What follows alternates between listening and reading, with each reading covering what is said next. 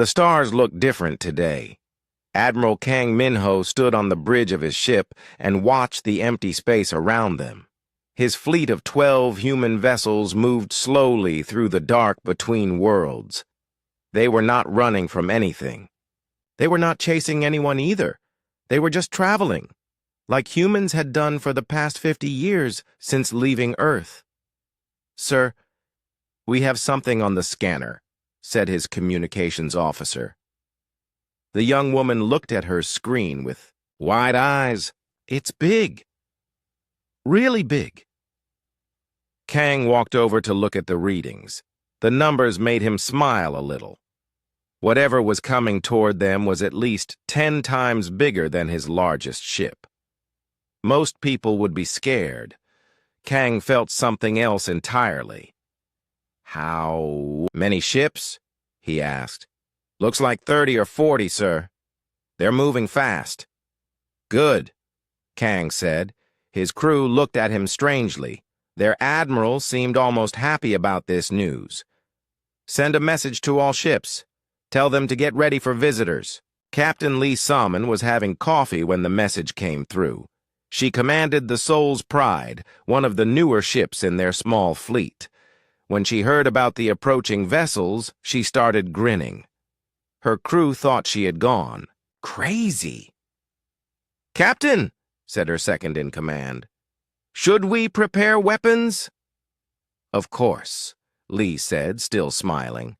"But also prepare the good coffee. We might have guests soon." The alien ships came out of hyperspace like thunder. They were massive, metal beasts covered in weapons and armor. Each one could probably destroy a small moon. They moved into formation around the human fleet like wolves surrounding sheep.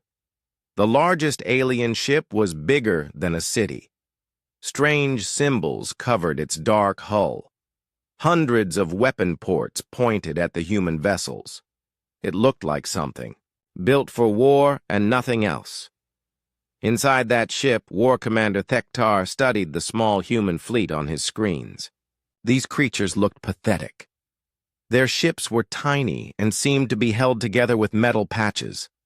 Some parts looked like they had been welded on by someone who did not know what they were doing. "These humans are primitive," said his weapons officer. "We could destroy them all in minutes." Thektar nodded. This would be easy. The Vorthak Empire had conquered hundreds of worlds. These humans would surrender quickly once they saw the power they faced. "Open communications," he ordered. "Let them see what real power looks like." The main screen on every human ship suddenly showed the same image. A tall alien creature with gray skin and 4 arms stood in front of them. Its eyes were black and cold. Behind it, rows of alien soldiers stood at attention. "Primitive humans," the alien said in a voice like grinding metal. "You have entered space that belongs to the mighty Vorthak Empire. I am War Commander Thektar. You will surrender your ships immediately or be destroyed." On the bridge of his flagship, Admiral Kang listened to these words.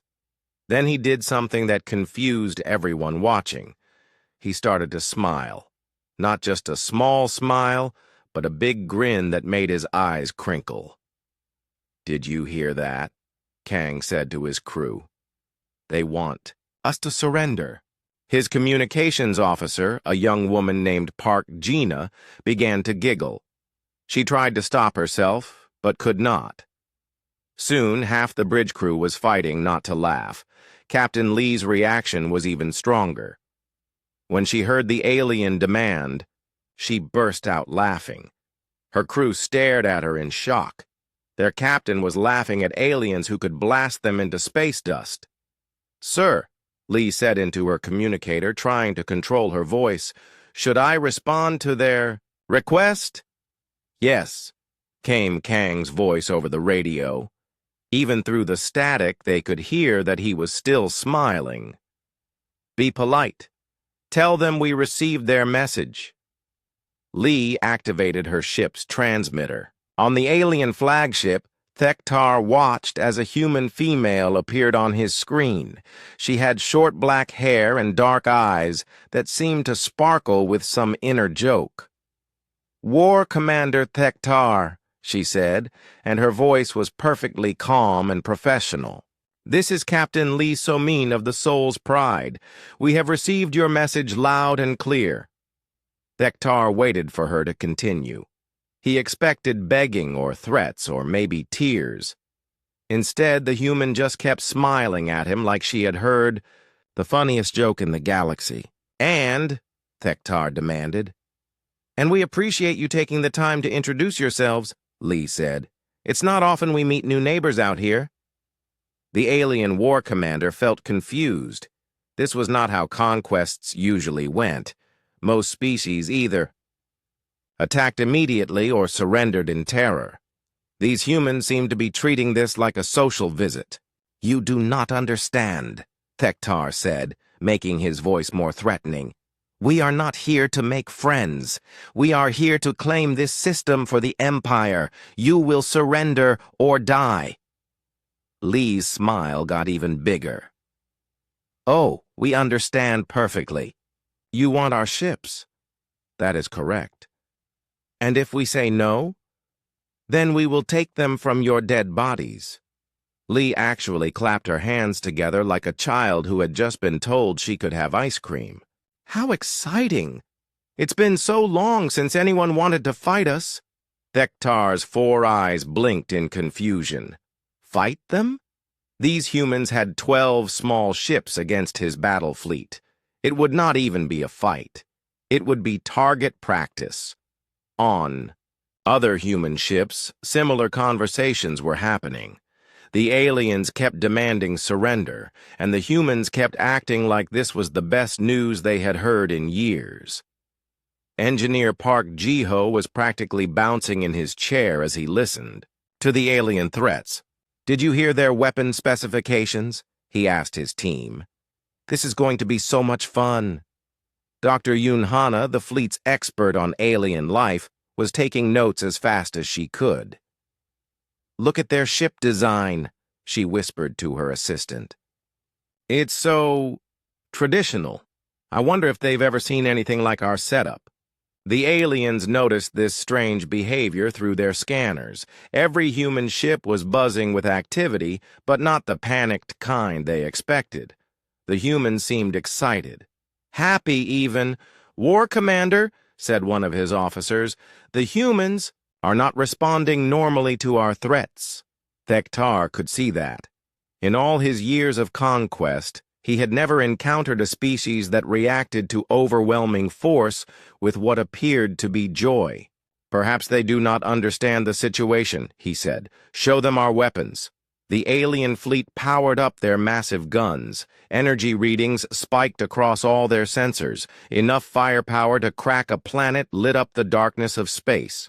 On the human ships, alarms started beeping as their computers detected the energy buildup. Most crews would be terrified. The humans just smiled wider. "Oh, look at that," Admiral Kang said as he watched the display. "They're showing off now. How polite of them." The war commander tried one more time. "Humans, you see our power. This is your final chance to surrender." Admiral Kang finally activated his own transmitter. Thektar found himself looking at a middle-aged human male with kind eyes and the biggest smile he had ever seen.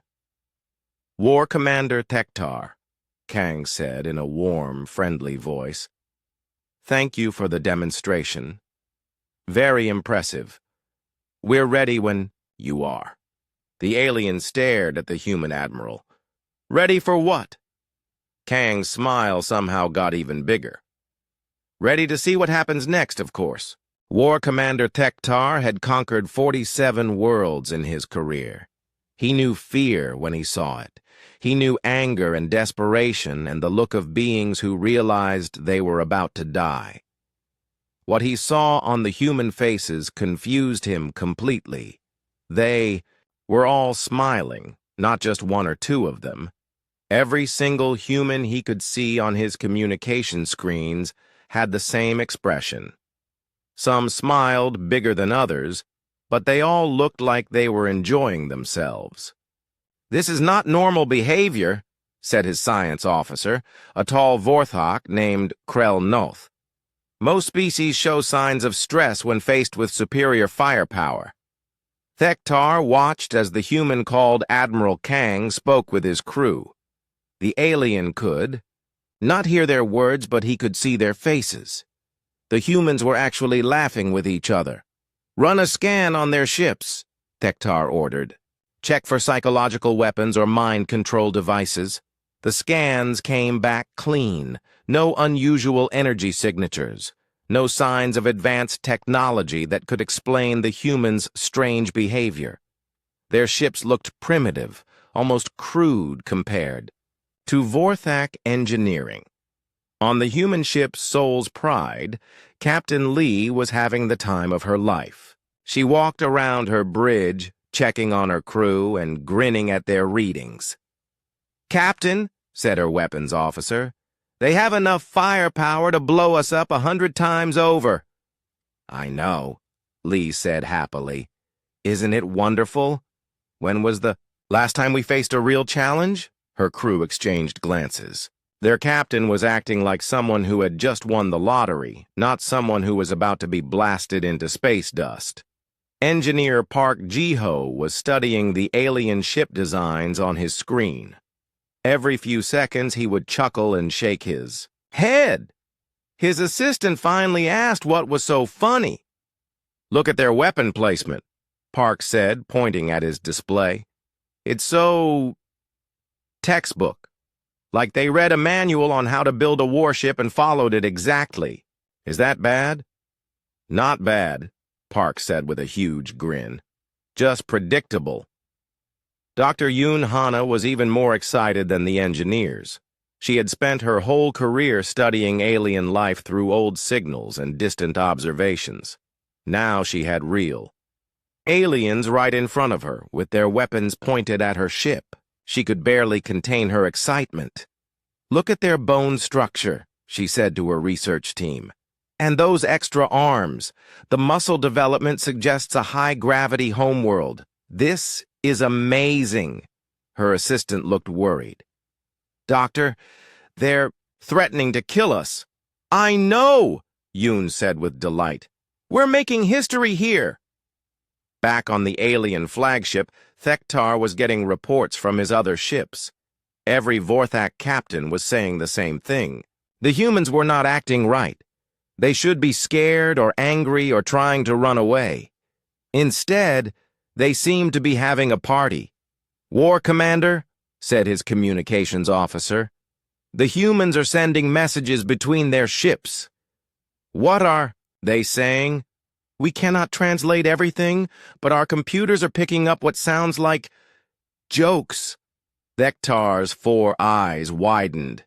"Jokes?" "Yes, sir. They appear to be making fun of something." The war commander felt something he had never experienced before during a conquest. Doubt. These humans were either the bravest species in the galaxy or the most insane. Either way, they were not reacting the way they should. "Perhaps they do not understand our language properly," suggested Krellnoth. "Maybe they think we are here to trade or explore." Thektar decided to try again. He opened a channel to all human ships and made his voice as threatening as possible. "Humans, you seem confused about your situation. Let me be clear. We are the Vorthak Empire. We have conquered 847 worlds. We have destroyed entire civilizations. You have small ships and primitive weapons. You cannot win. Surrender now, or we will show you the same mercy we showed the Cretans." "Admiral," Kang responded immediately. His face appeared on the main screen, and he was still smiling that same warm, friendly smile. "War Commander, we understand you perfectly. 847 worlds is very impressive. You must have some wonderful stories." "Stories?" Thektar could not believe what he was hearing. "Oh, yes," Kang said. "We love a good conquest." "Tail, the Cretans, you mentioned them. What happened there?" The alien war commander stared at the human admiral. This creature was asking about military campaigns like they were discussing the weather. We destroyed their entire fleet in 3 hours," Thektar said slowly. 3 hours. Kang looked genuinely impressed. "That is quite efficient. What kind of resistance did they put up?" Thektar felt like he was losing his mind. "They fought bravely, but their technology was no match for ours." "I see," Kang nodded thoughtfully. "And after the fleet was destroyed, their planet surrendered immediately." "Smart of them," Kang said. "No point in throwing away lives once the outcome is clear." The war commander waited for the human to surrender as well. Instead, Admiral Kang seemed to be thinking about something. "War commander," Kang said finally, "I have a question for you." "What?" "In all these conquests, did you ever fight anyone who fought back effectively?" Thektar paused. Most species either surrendered quickly or were destroyed quickly. There had been very few real battles. Some put up resistance, he said carefully. But did any of them surprise you? Do something unexpected?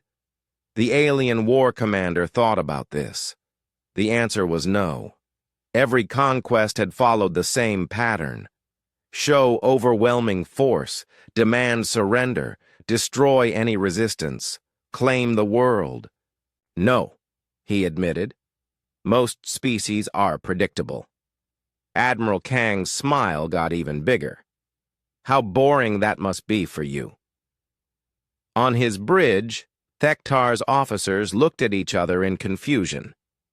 The human was feeling sorry for them. During a conquest?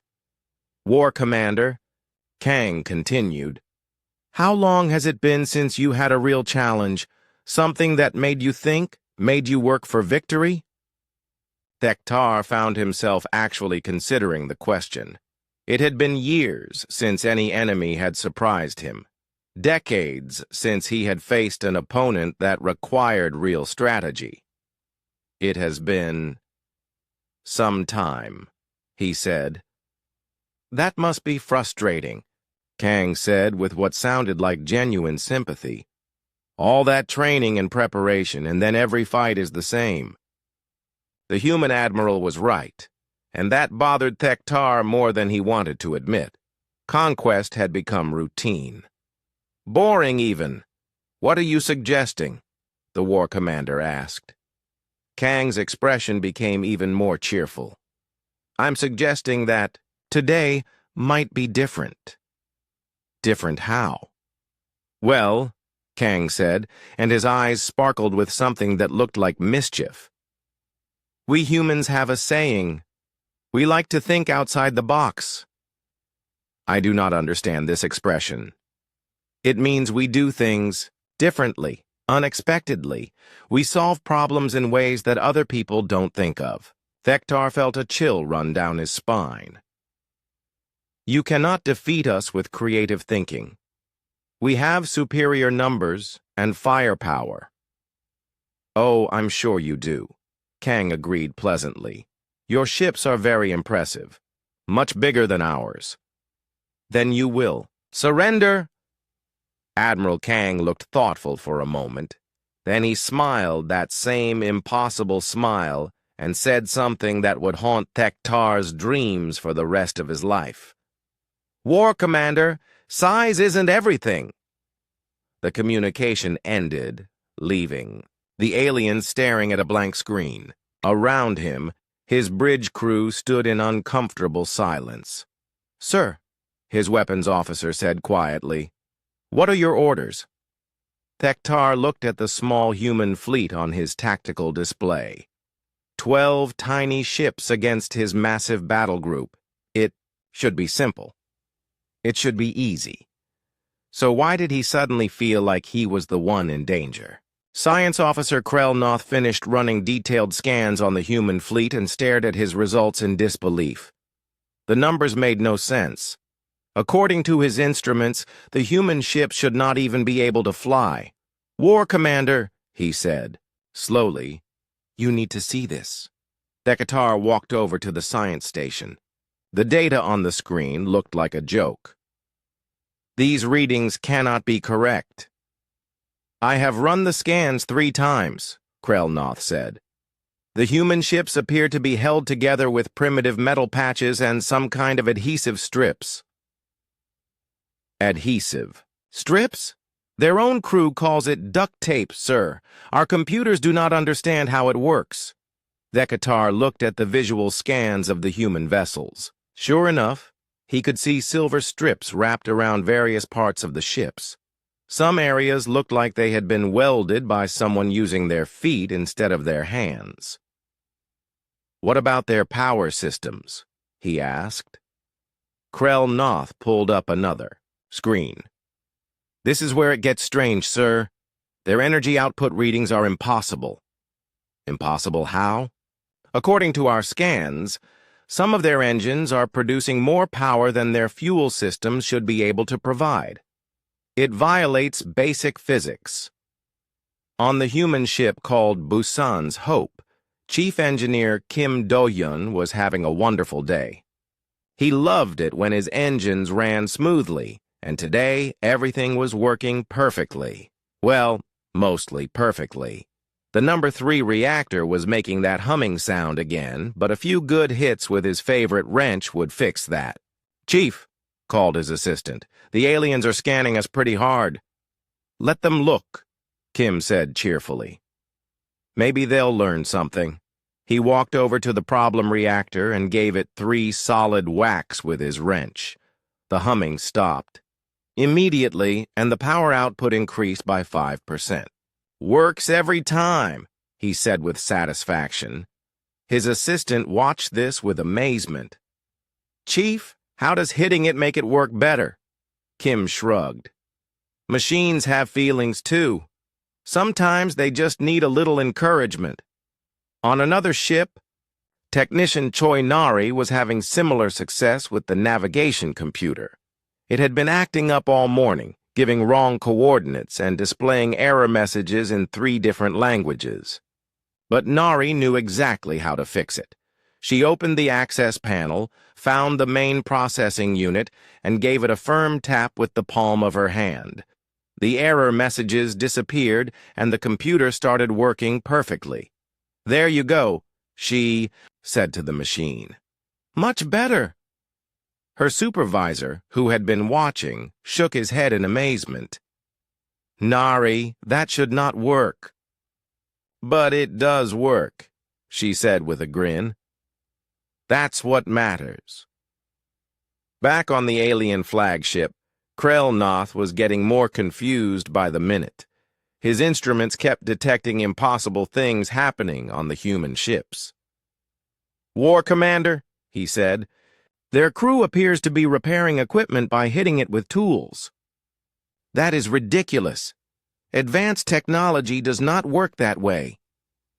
"I am watching it happen, sir. Look at this." On the main screen, they could see inside one of the human ships. A woman in overalls was standing next to a large machine that was sparking and making unhappy noises. She picked up a metal rod and struck the machine twice. The sparking stopped, the noises went away, and the machine's display showed that it was now running at optimal efficiency. Decatur stared at this impossible scene. "How is that possible?" "I do not know, sir. Our technology does not respond to physical impacts. It usually breaks when you hit it. Maybe their machines are made differently," suggested the weapons officer. On the screen, they watched as another human engineer approached a control panel that was flashing red warning lights. He looked at it for a moment, then kicked it gently with his boot. All the warning lights turned green. "This is not engineering," Decatur said. "This is magic." Chief Engineer Kim was enjoying all the attention from the alien scanners. He decided to give them a real show. He walked over to the main power coupling, which had been running a little hot lately, and began what he called his maintenance routine. First, he hit it 3 times with his wrench. Then he gave it a few gentle kicks. Next, he opened a panel and jiggled some wires that looked loose. Finally, he closed his eyes, put his hand on the machine, and seemed to listen to something only he could hear. "Come on, old friend," he said quietly. "Show these aliens what humans can do." The power coupling responded by increasing its output by 15% while running cooler than it had in months.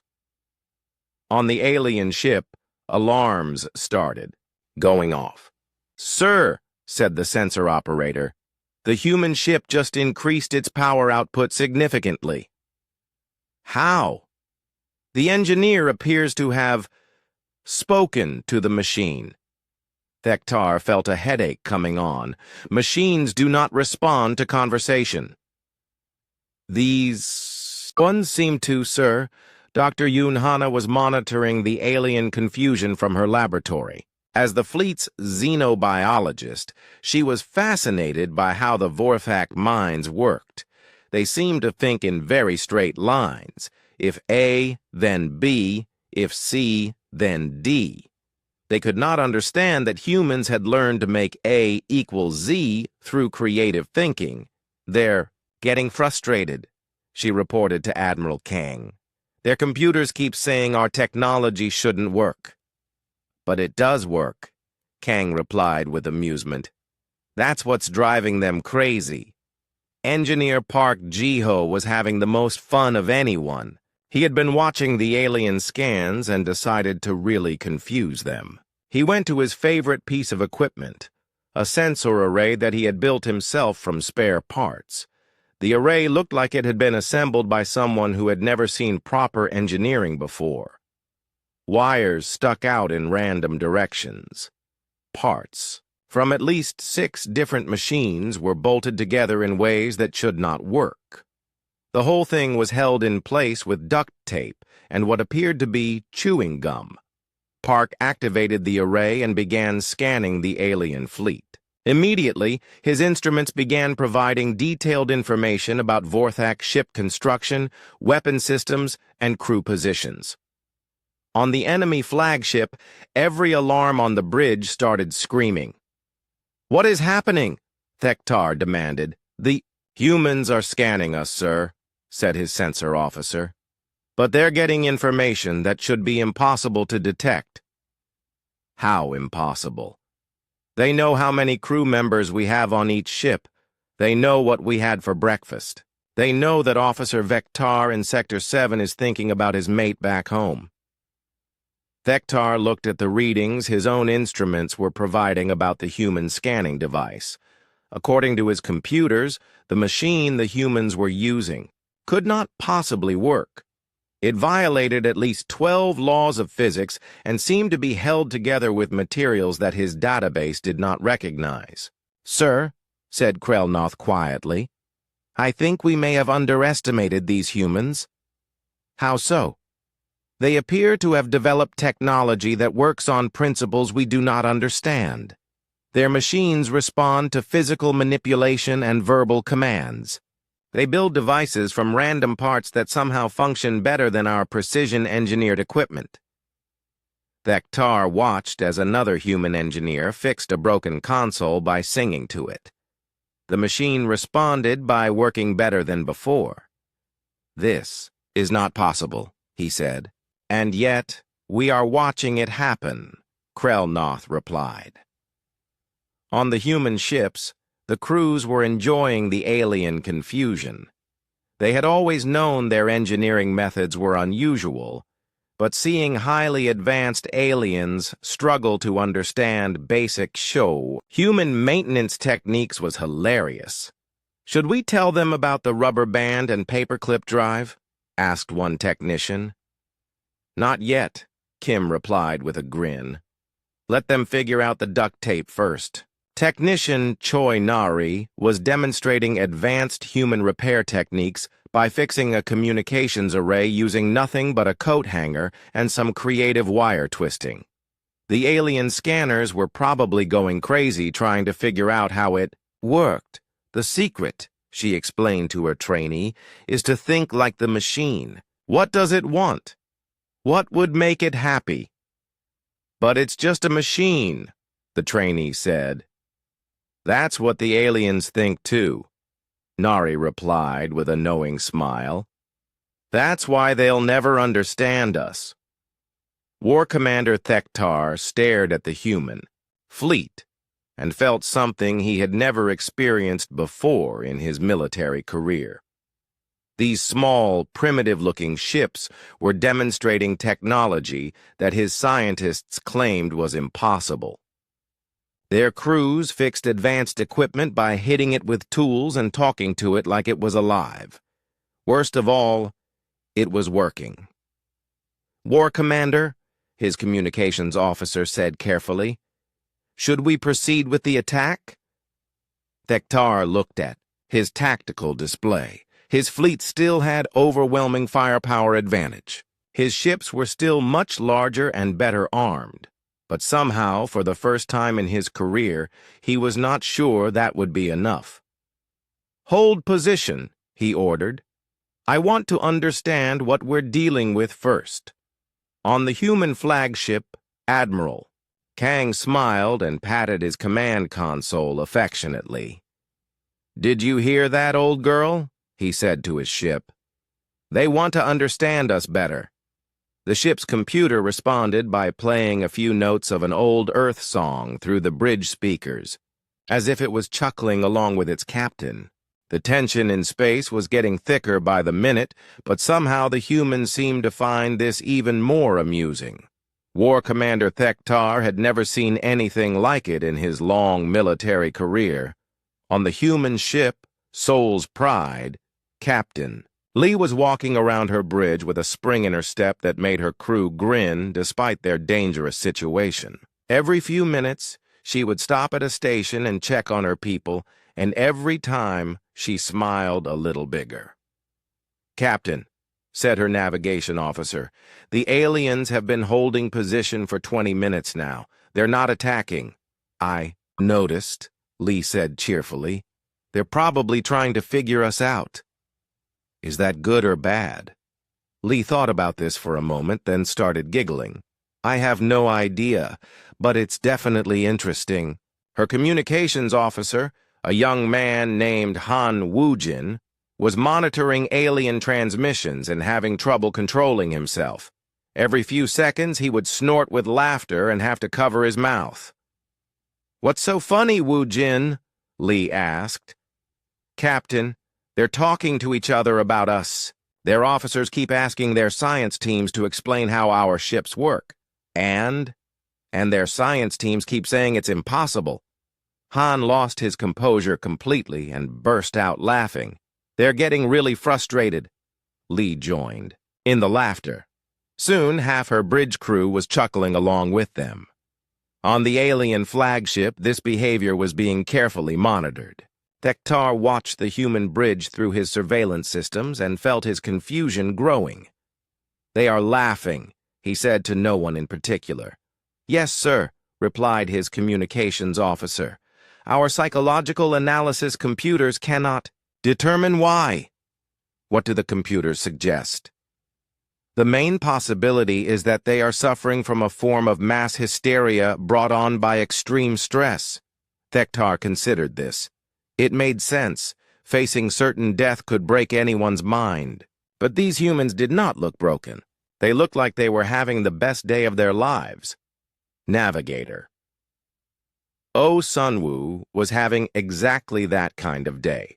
She loved her job on the human ship Daejeon's Dream, and today was providing challenges she had never faced before. Flying. In formation while being watched by hostile aliens required skills she had been waiting years to use. Sunwoo, called her captain.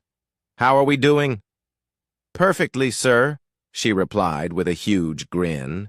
Want to see something fun? Before her captain could respond, Sun Wu executed a complex maneuver that made their ship dance between two of its sister vessels in a pattern that looked almost like a greeting wave. On the Vorthak flagship, alarms started beeping. "Sir," said the tactical officer, "the human ships are moving in formation patterns we do not recognize." Thektar watched as the small human fleet began performing what looked like an elaborate dance in space. Ships weaved in and out of formation, spinning and diving in ways that seemed to serve no tactical purpose. "Are they trying to confuse us?" he asked. "Unknown, sir. Our computers cannot identify any strategic advantage to these movements. What the aliens did not understand was that Navigator Sun Wu was showing off. She had spent years practicing complex flight patterns, and now she had an audience of alien military experts watching her every move. "Look at this," she said to her crew as she made their ship perform a perfect loop around two other vessels without disturbing their formation. "I've been wanting to try that for months." Her crewmates cheered and applauded. The sound carried over the communication channels to other human ships, where it was met with more laughter and encouragement. Dr. Yoon Hana was monitoring alien stress levels through their ship's sensors and found the results fascinating. The Vorthak crew was showing signs of increasing anxiety, while the human crews were displaying what could only be described as joy. "Admiral," she reported to Kang, "the aliens are getting nervous." "Nervous about what?" Kang asked with interest. "Us, sir. Their heart rates are elevated, their stress hormones are spiking, and their communication patterns suggest confusion and growing concern." Kang chuckled. "Poor things. They probably thought this would be simple." On the alien flagship, Thektar was indeed finding the situation far from simple. His psychological warfare experts had no idea how to handle opponents who seemed to enjoy being threatened. "War Commander," said his science officer, "we have completed our analysis of human behavior patterns." "What did you find?" "They appear to be treating this encounter as a form of entertainment."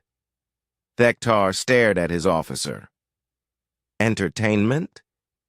"Yes, sir. All indicators suggest they are having fun." "Fun? We are threatening to destroy them." "That seems to be what they find amusing." "Sir," the war commander felt his four hands clench into fists. "This was not how conquests were supposed to work. Enemies were supposed to be afraid, not entertained." Communications Officer Han Woo-jin was still monitoring alien transmissions when something made him laugh so hard he fell out of his chair. Captain Lee rushed over to see what was wrong. "Woo-jin, what happened?" "Captain," he gasped between fits of laughter, "they just ordered their psychological warfare team to begin advanced intimidation protocols." "What does that mean?" Han wiped tears from his eyes. "They're going to try to scare us harder." This news spread through the human fleet in minutes. Soon, every ship was buzzing with anticipation. Advanced intimidation protocols sounded like it was going to be even more fun than regular threats. Engineer Park Ji-ho was so excited he started taking bets on what the aliens would try next. "I'm betting they'll threaten to blow up a moon or something," he said to his team. 10 credits says they'll show us pictures of destroyed planets," countered his assistant. 20 credits says they'll try the old "resistance is futile" speech, added another technician. The betting pool grew quickly as more crew members joined in.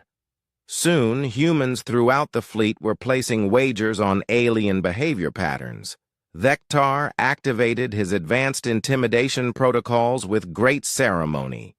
His bridge dimmed to create a more menacing atmosphere. Holographic displays showed images of destroyed worlds and conquered civilizations. Dramatic music began playing in the background.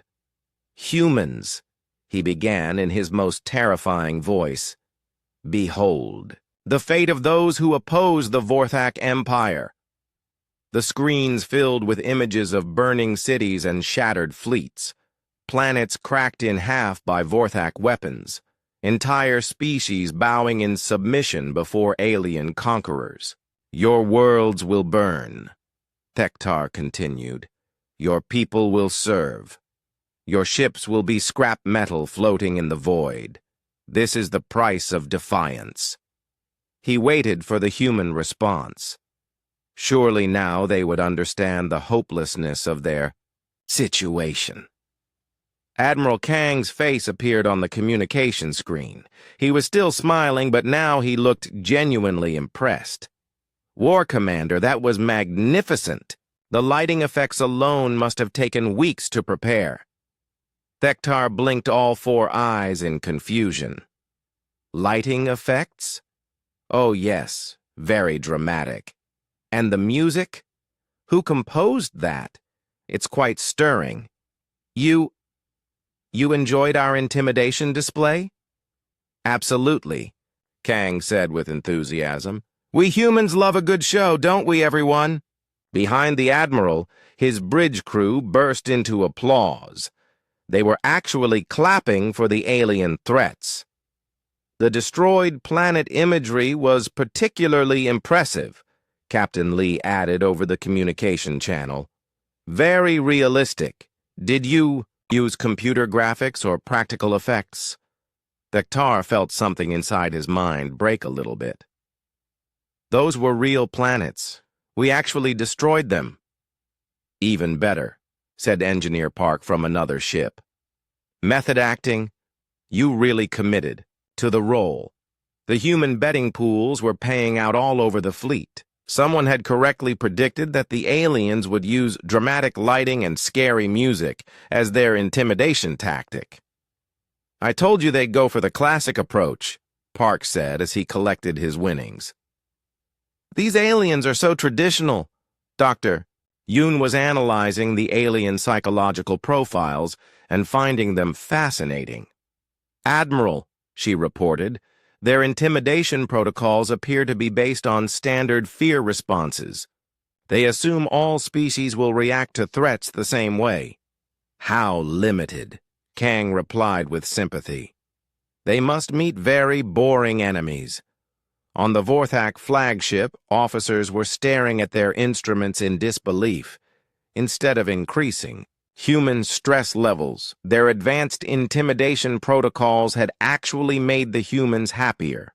Sir, said the psychological warfare specialist, our intimidation attempts are having the opposite effect. The humans appear to be enjoying them. Thektar slumped in his command chair. In all his years of conquest, he had never encountered anything like this. These humans were treating his most fearsome weapons as entertainment. What do we do now? Asked his second in command. Thektar looked at the small human fleet on his display. 12 tiny ships full of creatures who found threats amusing and fixed their technology by talking to it and hitting it with tools. I honestly do not know, he admitted. War Commander Thektar made the decision that would haunt him for the rest of his life.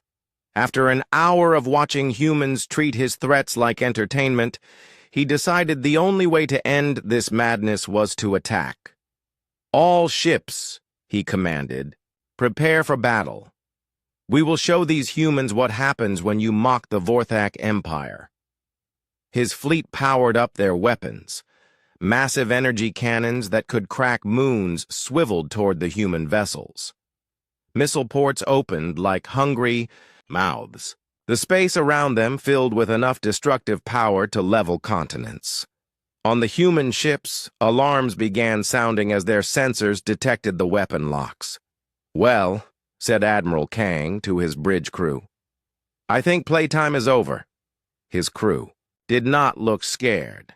If anything, they looked more excited than before.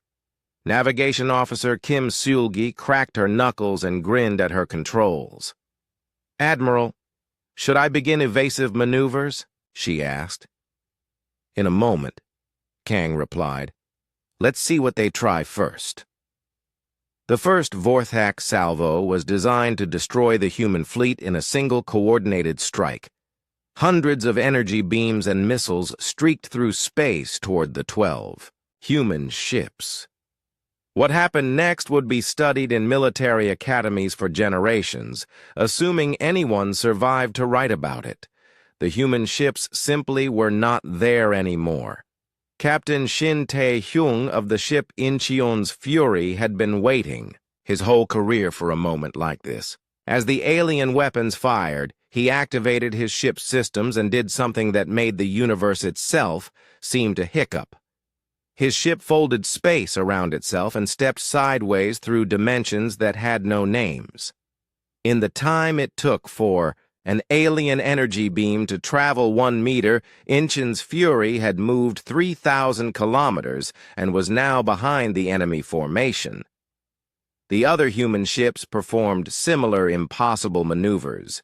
Some seemed to turn inside out and reappear somewhere else. Others flickered like old video signals and became multiple copies of themselves before converging back into a single vessel in a completely different location.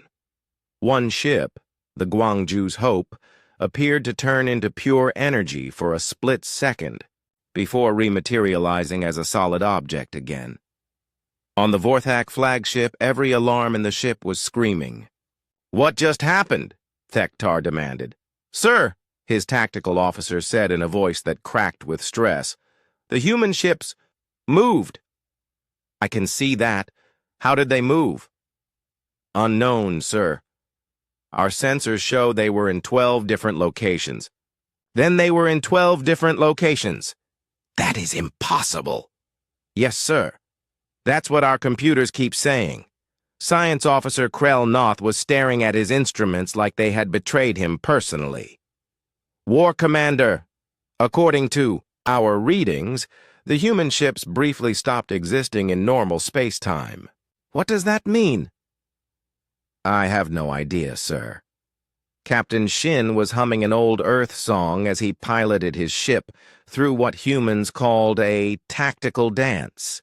His vessel moved through space in patterns that would make a mathematician weep with joy. He was combining 3-dimensional movement with 4-dimensional shortcuts and a few tricks that existed in dimensions that normal physics pretended did not exist.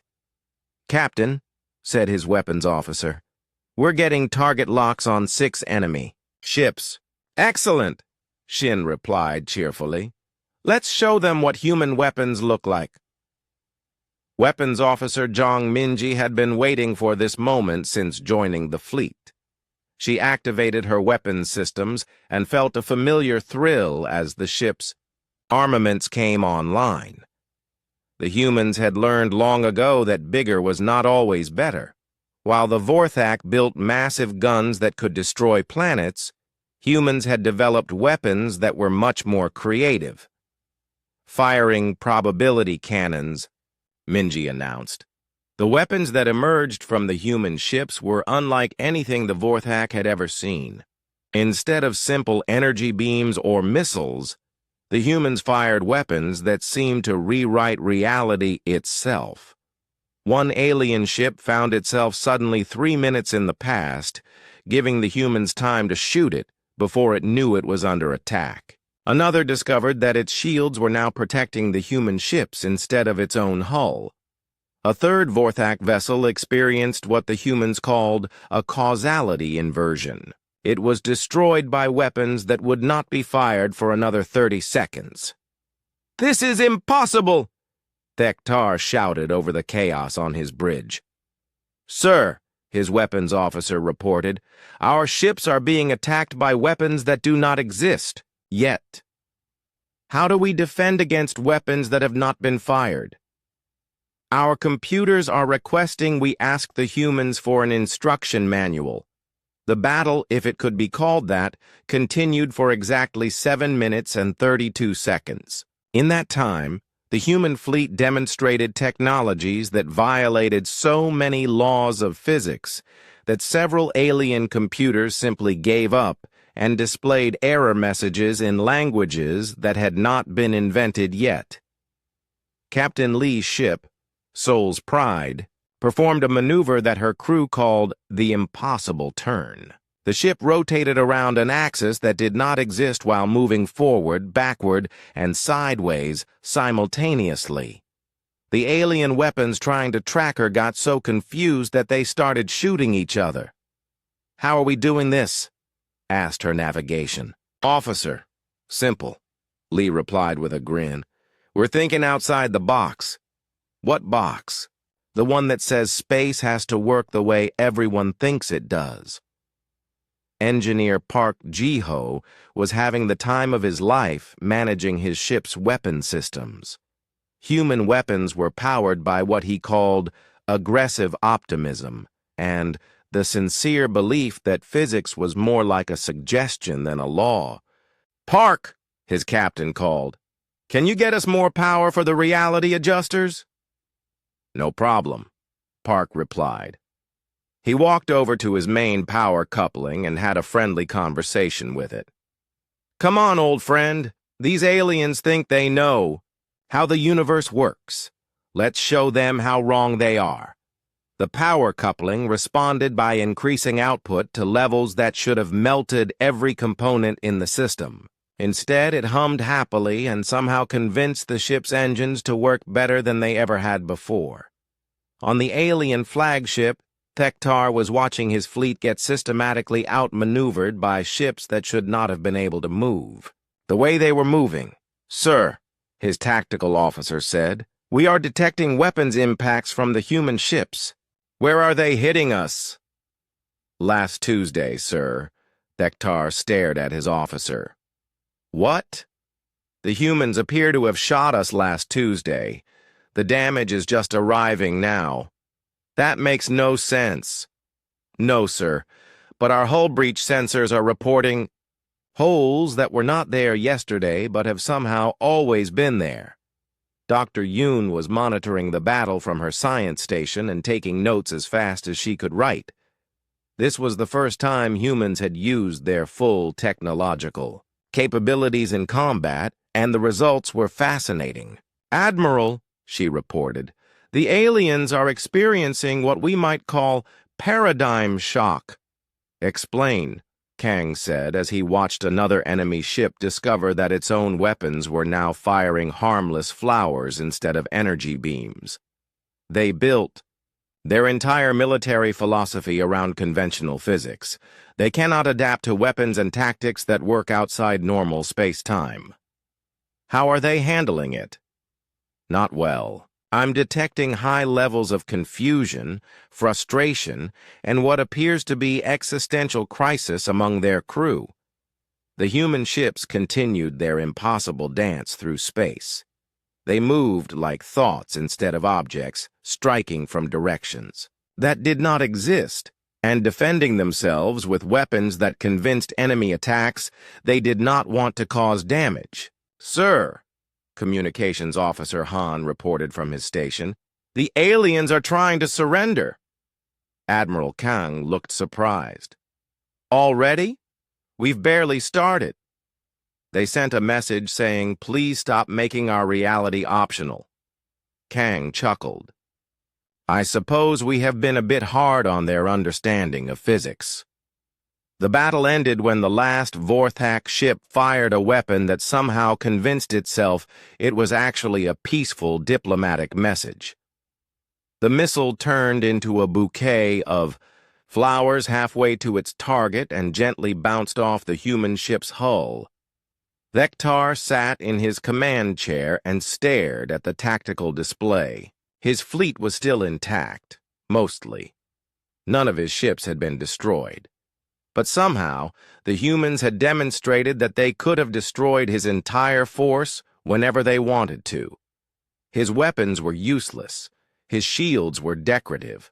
His engines might as well have been powered by wishful thinking compared to whatever the humans were using.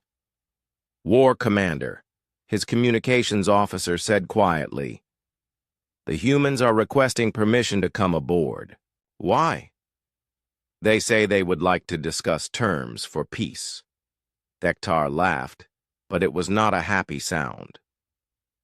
Peace? After what they just did to us? Sir, said Science Officer Krelnoth, I believe they are being merciful. If they had wanted to destroy us, we would already be destroyed in ways we could not comprehend. The war commander looked at his crew. They were all staring at him with expressions that mixed fear, confusion, and a new emotion he had never seen before in Vorthak. Eyes, respect, open communications, he ordered. Let us hear what the humans have to say. Admiral Kang's face appeared on the main screen of the Vorthak flagship, and for the first time since this encounter began, he was not smiling. Instead, he looked almost apologetic. War Commander Thektar, he said in a gentle voice, I believe we owe you an explanation. Thektar found himself leaning forward in his command chair. After what he had just witnessed, he was desperate for any explanation that might help him understand what had happened. Please, he said simply. Kang nodded and seemed to choose his words carefully. War Commander, how long have your people been monitoring Earth communications? The question caught Thektar off guard. We have not been monitoring Earth. We only detected your ships when they entered this system. Ah, Kang said, and his expression became sympathetic. That explains a lot. Explains what? Why you thought this would be easy. On his bridge, Kang turned to Dr. Yoon Hana, who stepped forward with a data pad in her hands. She looked excited but also a little embarrassed. War Commander, she said, we have been monitoring your communications for approximately 6 months. Thektar felt cold all over. 6 months? Yes. Your empire uses fairly standard encryption methods. Our computers broke your codes in about 3 hours. Science Officer Krelnoth made a choking sound. 3 hours? Our encryption is military grade. Dr. Yoon looked apologetic. I'm sorry, but it really was not very difficult. We initially thought it might be a training exercise or perhaps communications meant for children. Impossible. I can show you the decryption algorithms if you would like, Yoon offered helpfully. We wrote them during a lunch break. Admiral Kang gestured for Dr. Yoon to continue. She consulted her datapad and began reading. Over the past 6 months, we have monitored 2,847 military communications, 15,632 administrative messages, and 4,891 personal letters between your fleet personnel and their families.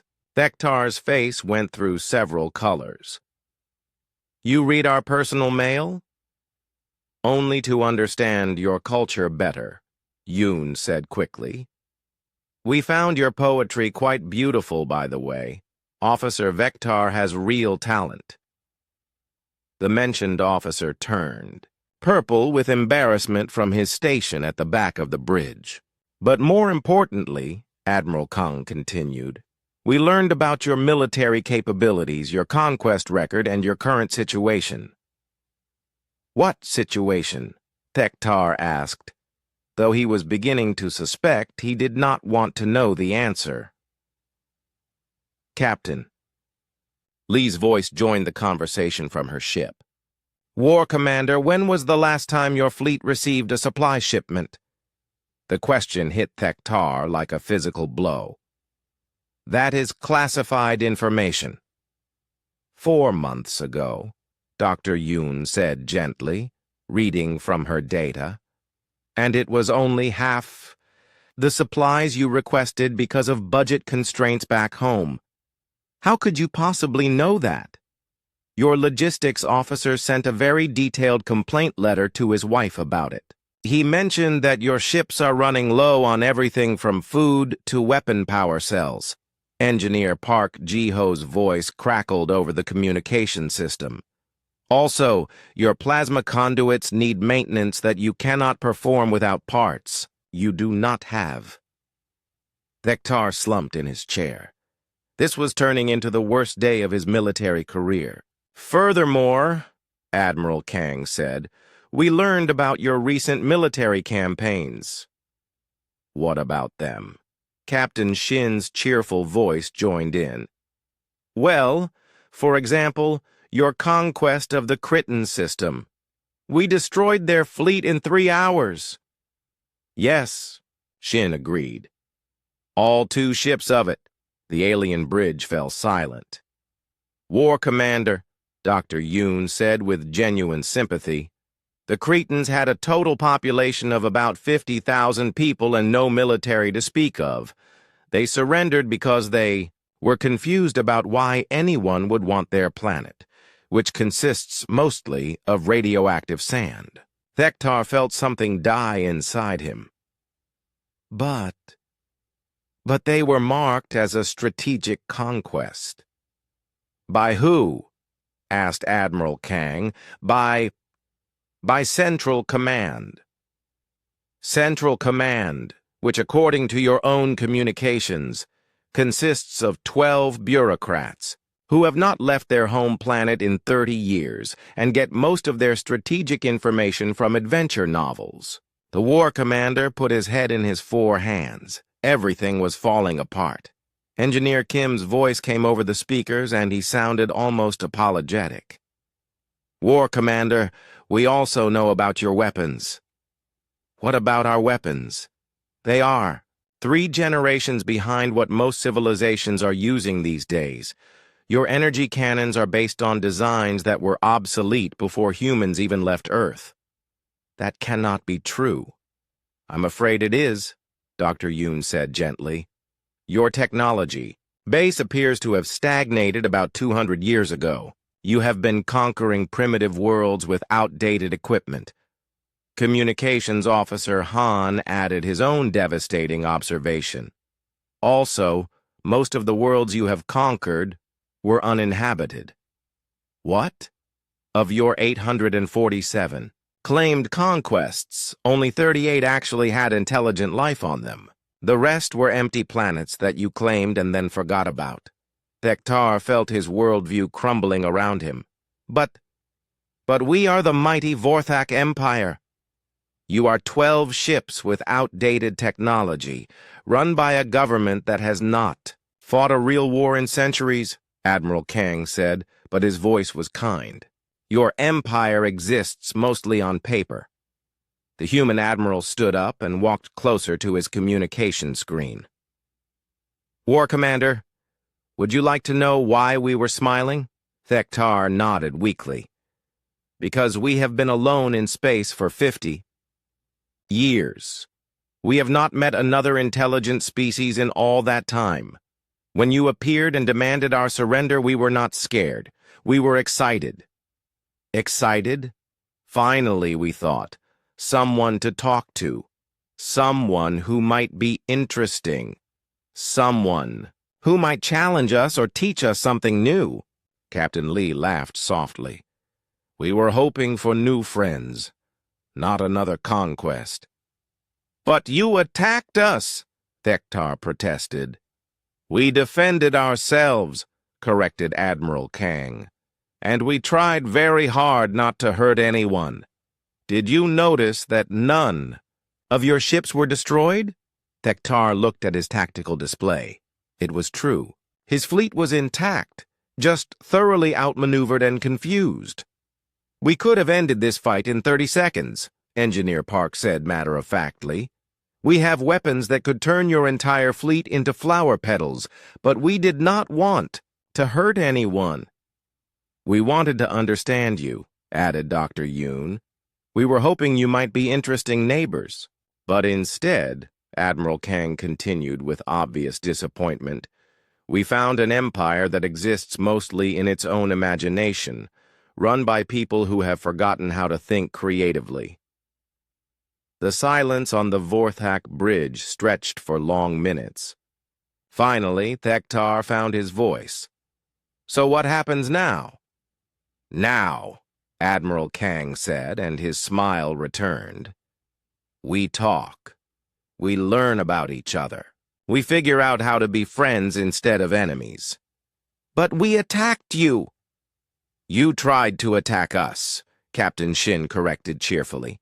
"There is a difference." "Besides," added Engineer Kim, "your weapons could not have hurt us anyway. Our shields are powered by quantum uncertainty and aggressive optimism. Your energy beams would just make us shinier." Science Officer Krell Noth looked up from his instruments. "War Commander, they are not lying. According to our scans, their shield technology operates on principles that our computers cannot even recognize." "How is that possible?" Thektar asked. "Easy," said Dr. Yoon with a grin. "We think differently than you do. Where you see limits, we see suggestions. Where you see impossible, we see Tuesday afternoon. Would you like to come aboard one of our ships?" Admiral Kang offered. "We can show you how human technology works. It might be educational."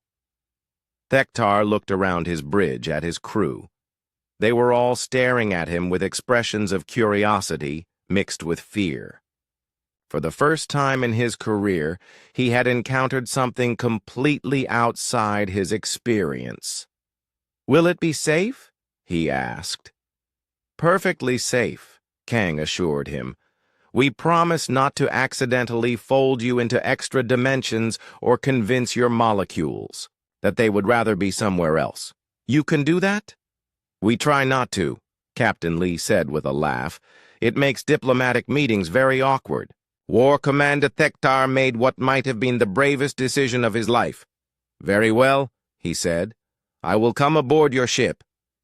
"Excellent!" Admiral Kang clapped his hands together. "This is going to be so much fun. Wait until you see. Our coffee machine. It operates on pure stubbornness and has never made a bad cup."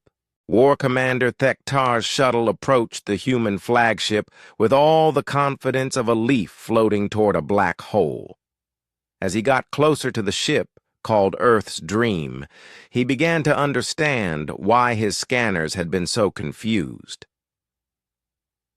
The human vessel looked like it had been designed by someone who had never seen a spaceship before but had heard one described by a child.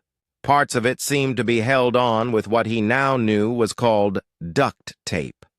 Other sections appeared to have been welded on as afterthoughts, but the energy readings coming from this impossible ship were beyond anything in his experience. "War Commander," his pilot said nervously, "their docking bay is unusual." Thektar looked through the shuttle's viewport and saw what his pilot meant. The human docking bay seemed to shift and change as they watched. What had been a simple opening a moment ago was now somehow larger on the inside than it was on the outside. "Just land wherever they tell us to," he said wearily. "Nothing about these humans makes sense anyway." The shuttle touched down with surprising gentleness. As the engines shut down, Thektar could hear music playing somewhere in the distance. It sounded cheerful and welcoming, not like the military marches he was used to. Admiral Kang was waiting for them at the airlock, and he was still smiling that impossible smile. Behind him stood several other humans, all looking equally pleased. "To have visitors! War Commander!" Kang said warmly as Thektar emerged from his shuttle. "Welcome aboard Earth's Dream. I hope your flight was comfortable." Thektar looked around the docking bay in amazement. The walls seemed to be covered with paintings of distant worlds and star fields. Some of the images moved slightly when he was not looking directly at them. "Your ship is different than I expected," he said carefully. "Thank you," replied Engineer Kim, who was standing nearby with what appeared to be a cup of coffee in one hand and a wrench in the other. We try to make it feel like home. But how do you make the walls show moving pictures? Kim shrugged. We asked them nicely. Turns out ship bulkheads are quite artistic when you give them the chance. As they walked through the corridors of the human ship, Thektar's amazement grew with every step. Nothing worked the way it should. Lights turned on when people approached, but they seemed to brighten based on the mood of whoever was walking by. Doors opened before anyone touched them, and some corridors were clearly longer than the ship itself. "How is this possible?" he asked Admiral Kang. "Simple," Kang replied. "We convinced the ship that geometry is more of a suggestion than a rule." They entered what appeared to be the main conference room. It was larger than Thektar's entire bridge, even though it should have been impossible to fit such a space inside the human ship. Dr. Yoon was waiting for them with charts and displays that showed the comparison between Vorthak and human technology. The differences were not just significant. They were embarrassing. "War Commander," she said gently, "would you like to see how our weapons actually work?" Thektar nodded, though part of him did not want to know. Dr. Yoon activated a holographic display that showed the recent battle from the human perspective. What Thektar saw made him question everything he thought he knew about warfare. "Your fleet fired approximately 2,000 energy weapons at us," she explained. "Our ships detected these attacks and responded by convincing space itself to move our vessels out of the way." "Convincing space?" "We asked it politely," Engineer Park said from across the room. "Space is quite reasonable when you treat it with respect." The hologram showed human ships moving in ways that violated physics. But from the human perspective, it looked perfectly normal. "Your weapons are designed to destroy matter," Dr. Yoon continued. "Our defenses are based on the idea that matter is just energy that has decided to be solid for a while." "So you convinced our weapons to miss?" "Not exactly. We convinced them that they did not really want to hurt anyone." Thektar sat down heavily in one of the human chairs. It immediately adjusted itself to fit his alien body perfectly and began playing soft music that somehow made him feel more relaxed. "Even your furniture is impossible," he said. "The chairs are very empathetic," Captain Lee explained as she joined the group. "They like to make people comfortable." Admiral Kang sat across from the alien war commander, and his expression became more serious. "Thektar, I want you to understand something important. We did not want to embarrass you or your people, but you did. Yes, and I am sorry about that. But we needed you to understand the situation." "What situation?" "You came here expecting to conquer primitive humans with outdated technology and superior numbers," Dr. Yoon said gently. "Instead, you found humans with technology that operates on principles your science cannot explain. Why did you not just tell us this from the beginning?" Engineer Kim laughed. "Would you have believed us?" Thektar thought about this. If the humans had simply claimed to have superior technology, he would have assumed they were lying or bluffing. "Probably not," he admitted. "Exactly," Admiral Kang said. "Sometimes you have to show people the truth instead of just telling them." Captain Shin entered the conference room carrying what appeared to be a tray of refreshments. The drinks seemed to be floating slightly above the tray, and some of them were glowing softly. "I brought snacks," he announced cheerfully. "The blue ones taste like starlight, and the green ones are caffeinated." "How do you make drinks that taste like starlight?" Thektar asked. "We asked the starlight very nicely if it would share its flavor," Shin replied, as if this was perfectly normal. It was quite cooperative. As Thektar sipped the impossible drink, Admiral Kang continued the conversation. War Commander, your empire is not really an empire. Your fleet is outdated and undersupplied. Your conquered worlds are mostly empty rocks. But you know what? What? None of that matters. Thektar looked confused. How can it not matter? Because the important thing is not what you were, Dr. Yoon said with a warm smile. It is what you could become. I do not understand. Engineer Park leaned forward excitedly. Your people have the basic intelligence and curiosity needed to learn. You just got stuck thinking inside the box. What box? The one that says technology has to work the way everyone expects it to, Captain Lee explained.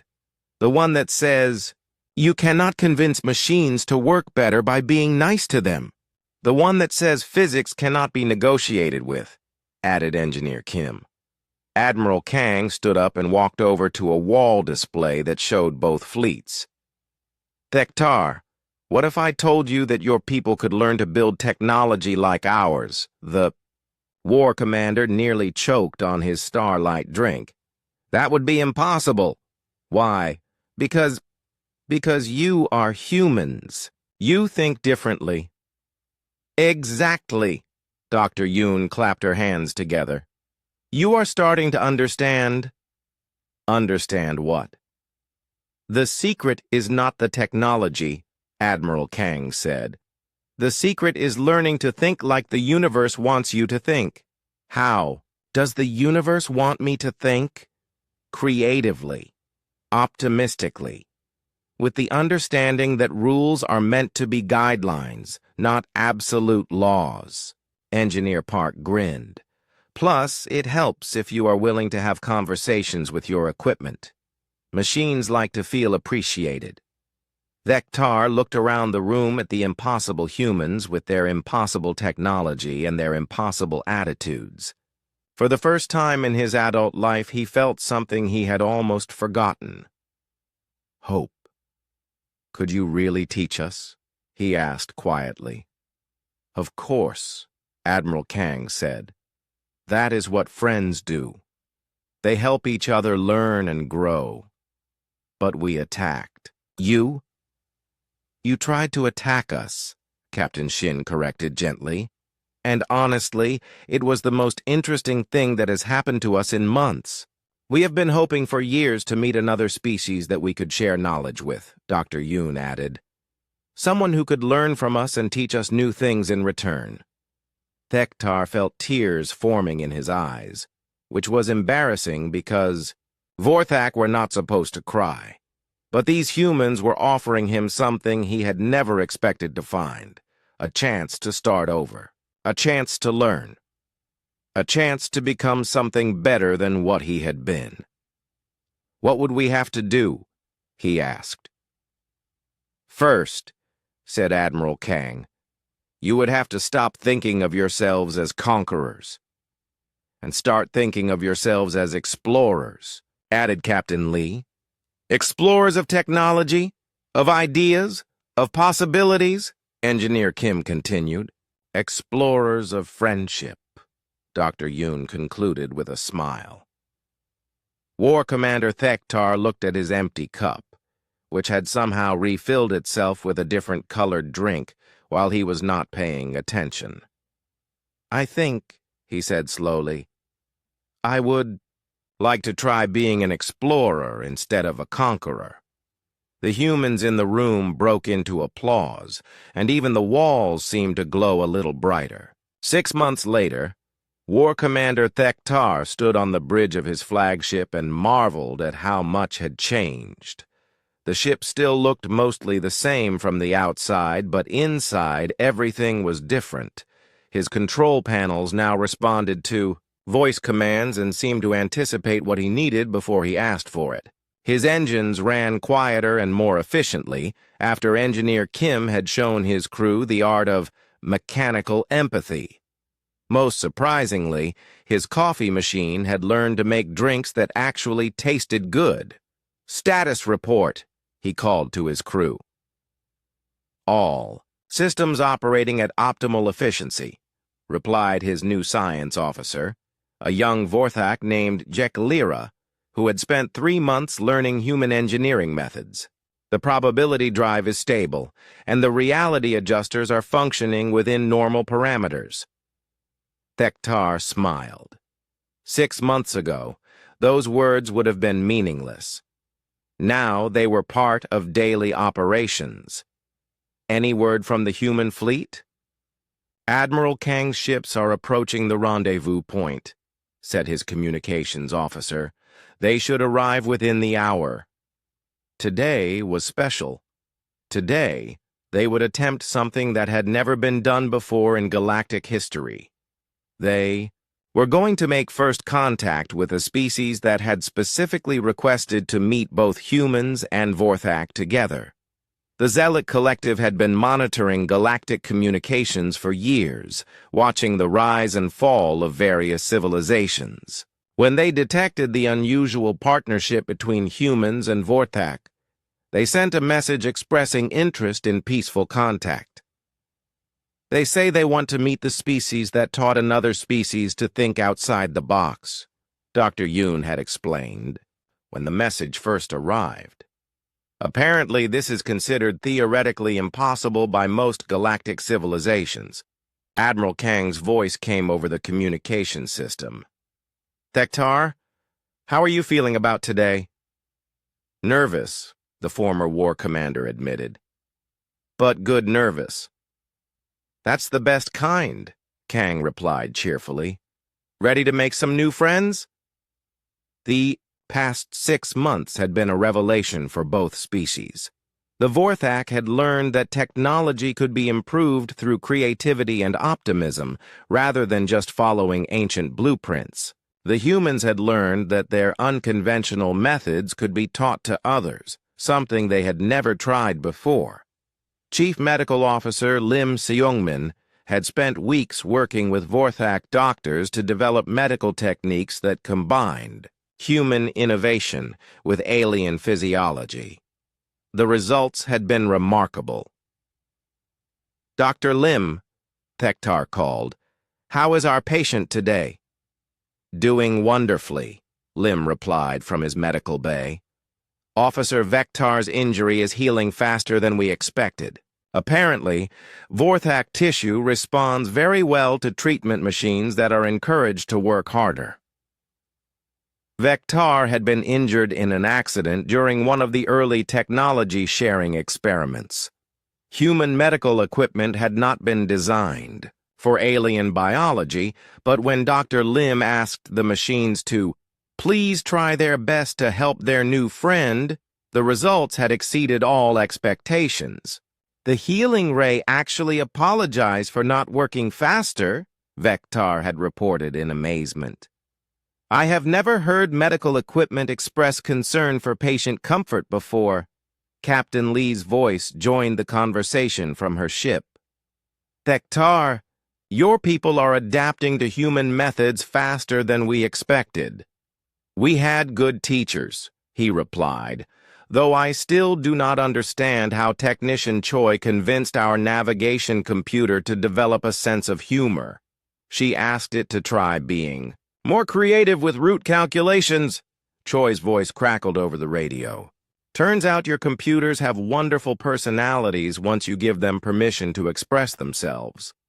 The Vorthak navigation computer had indeed developed quite a personality.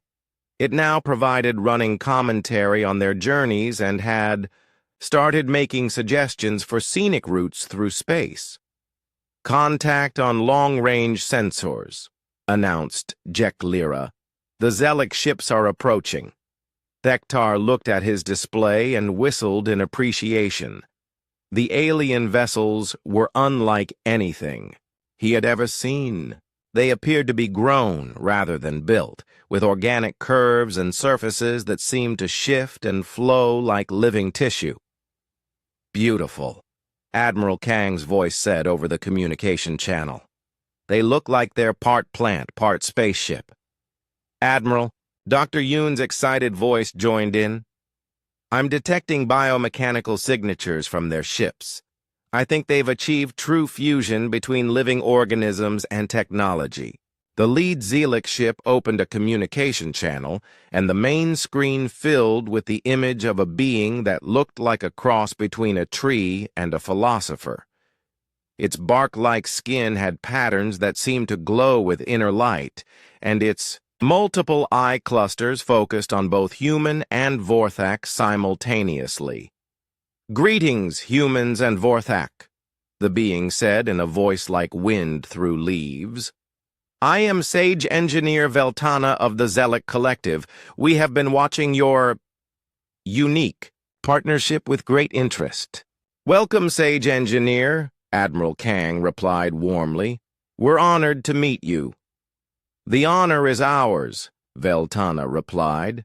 "In our 10,000 years of galactic observation, we have never seen one species successfully teach another to think in fundamentally different ways." Thektar felt a surge of pride. "The humans are excellent teachers, and the Vorthak are excellent students," added Captain Lee. "It turns out that learning to think creatively is easier when you want to change." Veltana's eye clusters brightened, with what might have been amusement. "We have analyzed your recent technological achievements. Vorthak ships using human-inspired engineering, human crews collaborating with Vorthak tactical thinking. Most remarkable. Would you like to come aboard?" Admiral Kang offered. "We'd love to show you what we've learned together." Actually, Veltana said, "We would like to propose something different. We have prepared a demonstration of our own biotechnology. Perhaps we could meet on a neutral space station that we have grown for this occasion." Both human and Vorthak crews exchanged excited glances. A living space station? This was beyond even human engineering creativity. 2 hours later, delegations from all three species met aboard the most incredible structure any of them had ever seen. The Zelic station was clearly alive, with walls that breathed gently and floors that felt warm and welcoming under their feet. Bioluminescent patterns provided light, and the air smelled like a forest after rain. "This is amazing," Engineer Park said, running his hands along a wall that seemed to hum contentedly under his touch. "How did you grow a space station?" "The same way you convince machines to work better," Veltana explained. "We asked the organisms nicely and provided them with everything they needed to thrive." Dr. Yoon was taking readings with instruments that seemed almost crude compared to the elegant biotechnology surrounding them. "The integration between living systems and mechanical components is perfect. How long did this take to develop?" "About 3,000 years," replied another Zelic, a smaller being who introduced herself as growth-tender Kirasol. "We are a patient species." Thektar looked around the living station in wonder. "We had never imagined that technology could be alive." "Everything is alive in its own way," Veltana said gently. "Machines, ships, even the computers you speak to so kindly. We simply learn to work with life instead of trying to control it." Engineer Kim's eyes lit up with understanding. "That's why our machines respond to encouragement. They really are alive, just in a different way." "Exactly," Kirasol said with approval. "You humans discovered this instinctively. Most species take millennia to understand what you grasped in decades. As the three species shared knowledge and techniques, something remarkable began to happen. The human ability to think outside conventional limits combined with Vorthak logical analysis and Zelic bioengineering wisdom created possibilities none of them had imagined alone. "Look at this," Dr. Yoon said excitedly, showing her readings to the group. "When we combine human reality adjustment technology with Vorthak tactical computers and Zelic biointegration, we get something entirely new." On her screen, they could see the theoretical framework for what she was calling living space. Technology that grew and adapted, guided by artificial intelligence that was truly alive, all powered by the human ability to convince physics to be more flexible. "We could grow ships that heal themselves," Engineer Park said with growing excitement. "Ships that learn and adapt to new situations," added Thektar. "Ships that are truly partners with their crews," concluded Veltana. 6 months later, the first jointly designed vessel was completed. It was beautiful beyond description, combining the best aspects of all three technological philosophies. The ship was grown rather than built, but incorporated human reality adjustment systems and Vorthak tactical innovations. When Chief Medical Officer Lim first stepped aboard, the ship greeted him by name and asked if he would like some tea. "It even has good manners," he reported to Admiral Kang with delight.